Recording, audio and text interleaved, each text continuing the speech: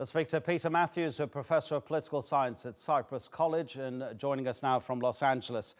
Peter, a personal take on this from you, if you don't mind. Have you ever heard a president of the United States speak like this before? Never, and certainly never in public, but they never spoke like this. This is just remarkable. It's despicable. It is very demoralizing for the country. But on the other hand, those who have heard this are uniting against this kind of behavior because we believe that this country is much better. Our country's ideals is the right to life, liberty, pursuit of happiness for everyone who are created equal. And that's what those congresswomen were saying. They're fighting for justice and fairness in the system for those who are left behind.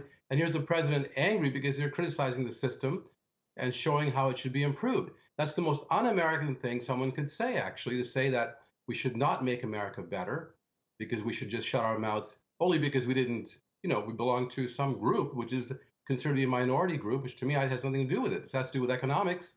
And of course, you should not be trying to divide people into categories like that and vilifying women of color who are in the Congress. The statement about going back to their countries appears to suggest the president regards himself as more of an American than these four congresswomen. He's the grandson of an immigrant. What is it from his base as well as the president himself that makes them think that there's something inside them that makes them more loyal or more belonging to that part of the world and that territory that calls itself the USA? He's not only the grandson of immigrants, he is married to immigrants. Three of his wives, two of the three were immigrants, and they were from Europe.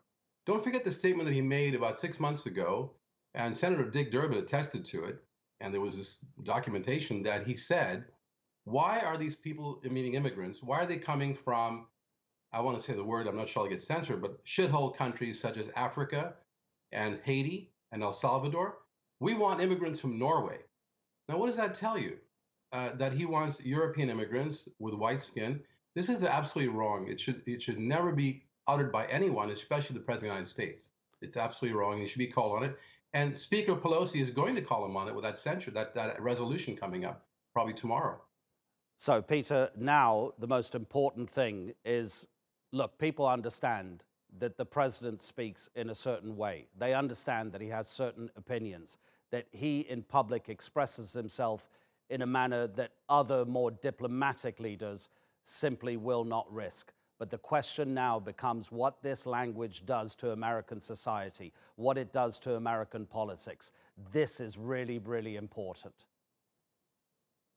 Extremely important. And what I see is happening, it's very soon though, just till yesterday he did this, is that many people of goodwill, the vast majority of Americans are coming together of both parties. Don't forget, 15 Republicans today came out and condemned his remarks in the Congress, 15 Republicans. And they're going to have a unity across the country, with the exception of a few of his most base followers of 37% that support him, and some of them believe in what he said. The rest of America, the vast majority are against what he said and see it denigrates the United States of America and our ideals. So I think it's actually having a positive effect in uniting people for the justice that America stands for. Our Declaration of Independence, all men are created equal, endowed by the Creator with unalienable rights. And these are the rights to life, liberty, pursuit of happiness. And this is what these congresswomen are trying to do, is to implement the promise of the American Declaration and the Constitution. This president is vilifying them for trying to do that, and then separate and say, go back to your country. They are from this country. This is their country. It is my country. He has no right to say that.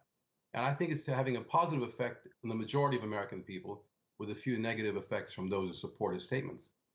Peter, thank you very much indeed. This is such a complex and detailed issue. It goes to the very heart of what makes us human beings. So we could have spoken to you for 26 minutes in the entire bulletin on this issue, but such is the nature of TV news. You know what it's like. Thanks a lot, Peter Mathews.